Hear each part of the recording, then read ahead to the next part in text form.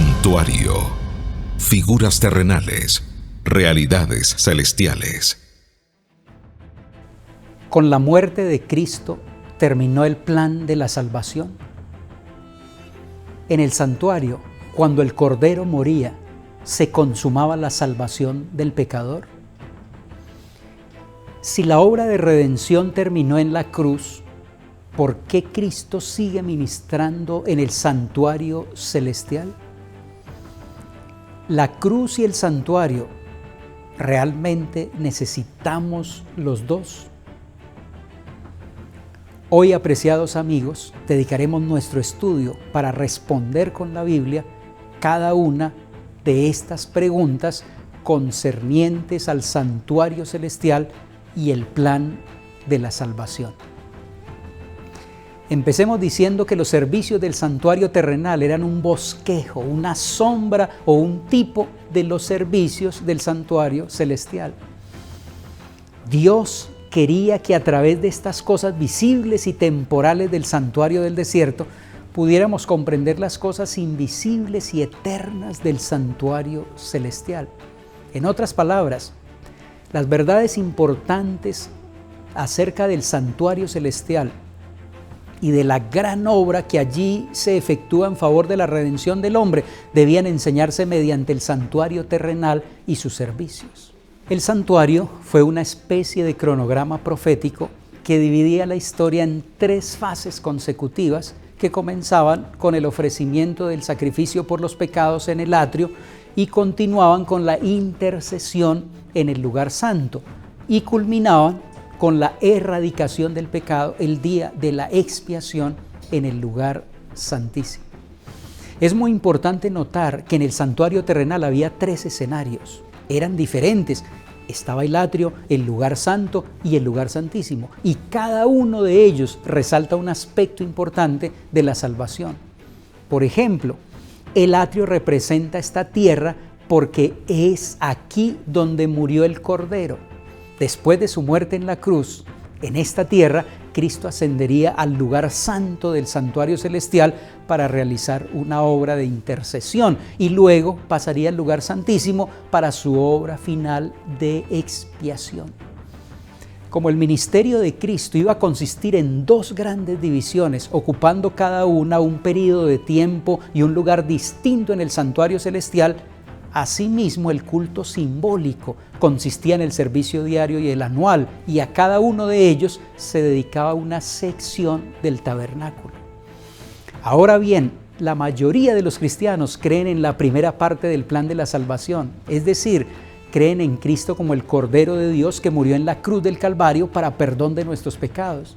Pero la mayoría de los cristianos desconoce y como consecuencia de ese desconocimiento rechazan la segunda parte del plan de la salvación, que consiste en la obra que Cristo inició en el santuario celestial después de su muerte en la cruz, como lo explica Hebreos el capítulo 8, el versículo 1 y 2. Ahora bien, el punto principal de lo que venimos diciendo es que tenemos tal sumo sacerdote, el cual se sentó a la diestra del trono de la majestad de los cielos, ministro del santuario y de aquel verdadero tabernáculo que levantó el Señor y no el hombre. Y continúa diciendo en Hebreos 9, 24 al 26, porque no entró Cristo en el santuario hecho de mano, figura del verdadero, sino en el cielo mismo para presentarse ahora por nosotros ante Dios, y no para ofrecerse muchas veces, como entra el sumo sacerdote en el lugar santísimo cada año con sangre ajena. De otra manera, le hubiera sido necesario padecer muchas veces desde el principio del mundo, pero ahora, en la consumación de los siglos, se presentó una vez para siempre por el sacrificio de sí mismo para quitar de en medio el pecado. Y en Hebreos 7:25 declara, por lo cual puede también salvar perpetuamente a los que por él se acercan a Dios, viviendo siempre para interceder por ellos. Estos textos bíblicos señalan inequívocamente a la obra que Cristo, el gran sumo sacerdote, realiza en nuestro favor en el santuario de arriba, el santuario celestial. Los cristianos no podemos limitar la obra de nuestro Redentor solo al atrio. Debemos ir con Él más allá de la cruz, hasta el santuario celestial. Mis amigos, la intercesión de Cristo por el hombre en el santuario celestial es tan esencial para el plan de la salvación como lo fue su muerte en la cruz. Con su muerte dio inicio a aquella obra para cuya conclusión ascendió al cielo después de su resurrección. Por la fe debemos entrar velo adentro, donde entró por nosotros como precursor. Y hablando de la obra completa de nuestro Señor Jesucristo, el teólogo reformado Luis Berkhof afirma: la parte grande y central de la obra sacerdotal de Cristo está en la expiación, pero esta, por supuesto, no está completa sin la intercesión. Su obra sacrificial sobre la tierra hace necesario su servicio en el santuario celestial. Los dos son partes complementarias de la obra sacerdotal de nuestro Salvador. Después de su muerte en la cruz, Cristo ascendió al santuario del cielo para ministrar en nuestro favor. Esta fase del ministerio de Cristo es tan necesaria para nuestra salvación como lo fue su muerte en la cruz. Su muerte en el Calvario era esencial. Sin ella, Jesús no tendría nada que ofrecer. Pero sin la continua ministración de la sangre en el santuario celestial, el sacrificio en el Calvario sería en vano. Ahora, no podemos restarle nada a la cruz de Cristo. Lo que Jesús hizo en la cruz es la base para la expiación, porque sin la cruz ninguna reconciliación hubiera sido posible.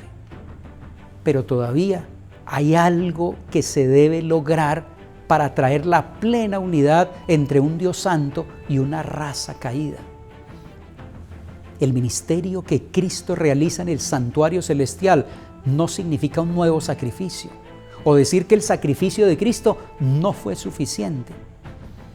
El sacrificio de Cristo fue suficiente, fue completo, nunca será repetido de ninguna manera, pero el proceso de expiación ratificado en la cruz continúa en el cielo.